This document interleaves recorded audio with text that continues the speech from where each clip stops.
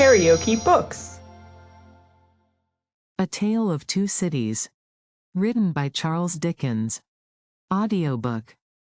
Chapter 34. Calm in Storm. Dr. Manette did not return until the morning of the 4th day of his absence.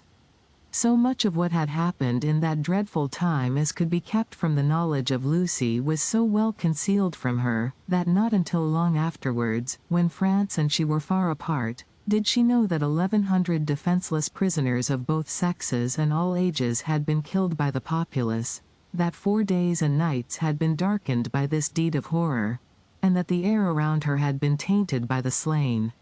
She only knew that there had been an attack upon the prisons, that all political prisoners had been in danger, and that some had been dragged out by the crowd and murdered. To Mr. Lorry, the doctor communicated under an injunction of secrecy on which he had no need to dwell, that the crowd had taken him through a scene of carnage to the prison of La Force. That, in the prison he had found a self-appointed tribunal sitting, before which the prisoners were brought singly, and by which they were rapidly ordered to be put forth to be massacred, or to be released, or, in a few cases, to be sent back to their cells. That, presented by his conductors to this tribunal, he had announced himself by name and profession as having been for 18 years a secret and unaccused prisoner in the Bastille. That, one of the body so sitting in judgment had risen and identified him, and that this man was Defarge. That, hereupon he had ascertained, through the registers on the table, that his son-in-law was among the living prisoners, and had pleaded hard to the tribunal, of whom some members were asleep and some awake, some dirty with murder and some clean, some sober and some not, for his life and liberty. That, in the first frantic greetings lavished on himself as a notable sufferer under the overthrown system, it had been accorded to him to have Charles Darnay brought before the lawless court, and examined. That, he seemed on the point of being at once released, when the tide in his favor met with some unexplained check, not intelligible to the doctor, which led to a few words of secret conference. That, the man sitting as president had then informed Dr. Manette that the prisoner must remain in custody, but should, for his sake, be held inviolate in safe custody. That, immediately, on a signal, the prisoner was removed to the interior of the prison again, but, that he, the doctor, had then so strongly pleaded for permission to remain and assure himself that his son-in-law was, through no malice or mischance, delivered to the concourse whose murderous yells outside the gate had often drowned the proceedings, that he had obtained the permission, and had remained in that hall of blood until the danger was over. The sights he had seen there, with brief snatches of food and sleep by intervals, shall remain untold. The mad joy over the prisoners who were saved, had astounded him scarcely less than the mad ferocity against those who were cut to pieces. One prisoner there was, he said, who had been discharged into the street free, but at whom a mistaken savage had thrust a pike as he passed out. Being besought to go to him and dress the wound, the doctor had passed out at the same gate, and had found him in the arms of a company of Samaritans, who were seated on the bodies of their victims.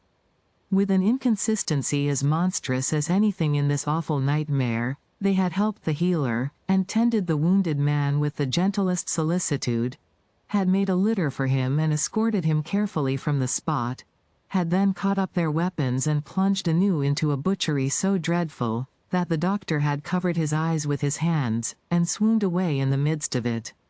As Mr. Lorry received these confidences, and as he watched the face of his friend now 62 years of age, a misgiving arose within him that such dread experiences would revive the old danger. But he had never seen his friend in his present aspect, he had never at all known him in his present character. For the first time the doctor felt, now, that his suffering was strength and power. For the first time he felt that in that sharp fire, he had slowly forged the iron which could break the prison door of his daughter's husband, and deliver him. It all tended to a good end, my friend, it was not mere waste and ruin. As my beloved child was helpful in restoring me to myself, I will be helpful now in restoring the dearest part of herself to her. By the aid of heaven I will do it. Thus, Dr. Manette. And when Jarvis Lorry saw the kindled eyes, the resolute face, the calm strong look and bearing of the man whose life always seemed to him to have been stopped, like a clock, for so many years, and then set going again with an energy which had lain dormant during the cessation of its usefulness, he believed greater things than the doctor had at that time to contend with, would have yielded before his persevering purpose. While he kept himself in his place, as a physician, whose business was with all degrees of mankind, bond and free, rich and poor, bad and good, he used his personal influence so wisely, that he was soon the inspecting physician of 3 prisons, and among them of La Force. He could now assure Lucy that her husband was no longer confined alone, but was mixed with the general body of prisoners. He saw her husband weekly, and brought sweet messages to her, straight from his lips.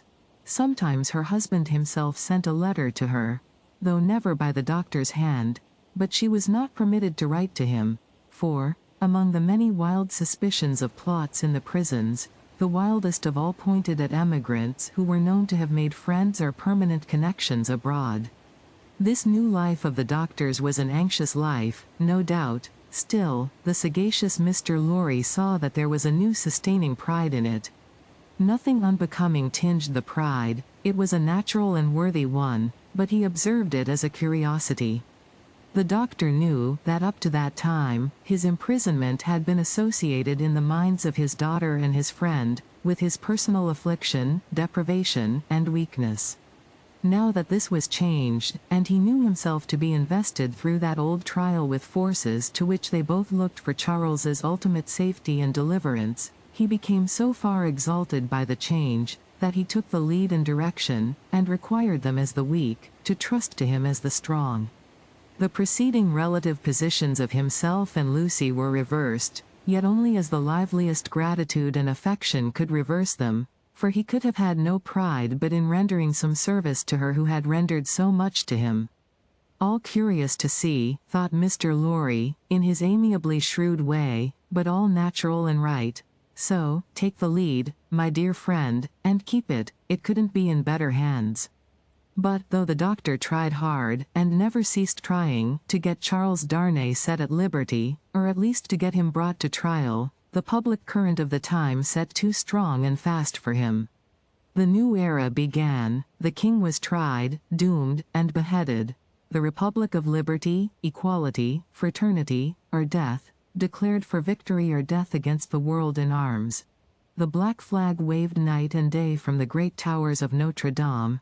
300,000 men, summoned to rise against the tyrants of the earth, rose from all the varying soils of France, as if the dragon's teeth had been sown broadcast, and had yielded fruit equally on hill and plain, on rock, in gravel, and alluvial mud, under the bright sky of the south and under the clouds of the north, in fell and forest, in the vineyards and the olive grounds and among the cropped grass and the stubble of the corn, along the fruitful banks of the broad rivers, and in the sand of the seashore.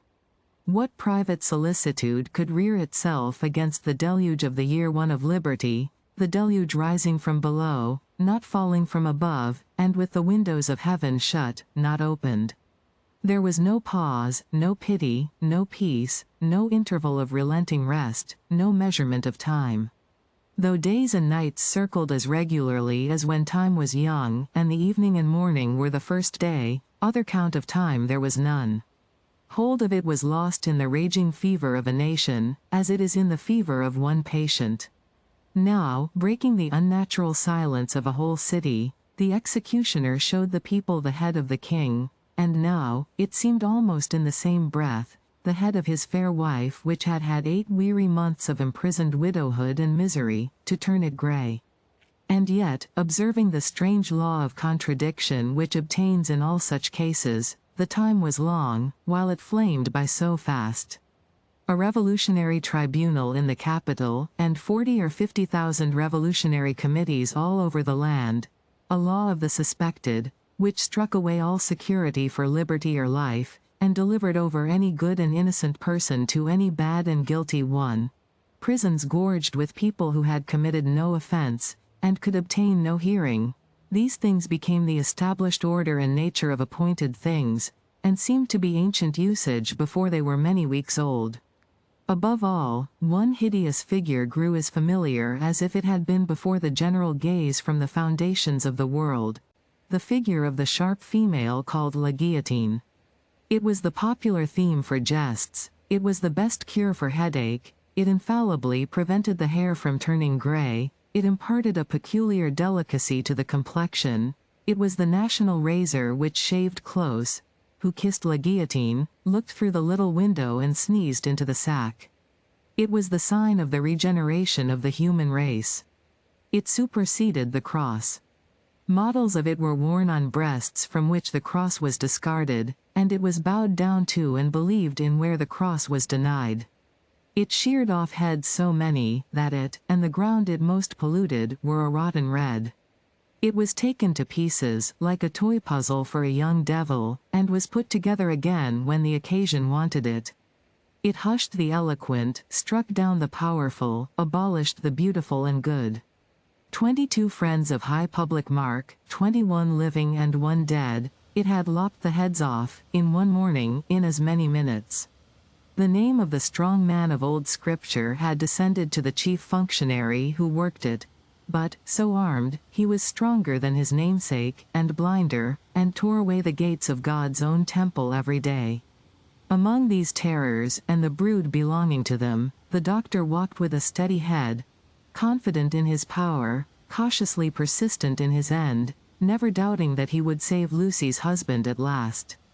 Yet the current of the time swept by, so strong and deep, and carried the time away so fiercely, that Charles had lain in prison 1 year and 3 months when the doctor was thus steady and confident.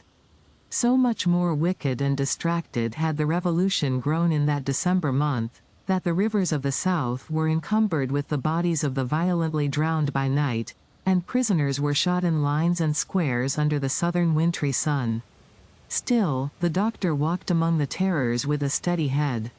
No man better known than he, in Paris at that day, no man in a stranger situation.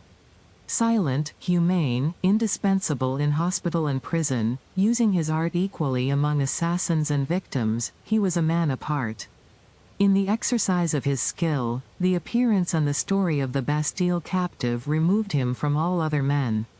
He was not suspected or brought in question, any more than if he had indeed been recalled to life some 18 years before, or were a spirit moving among mortals. If you liked what you heard, please subscribe to the channel.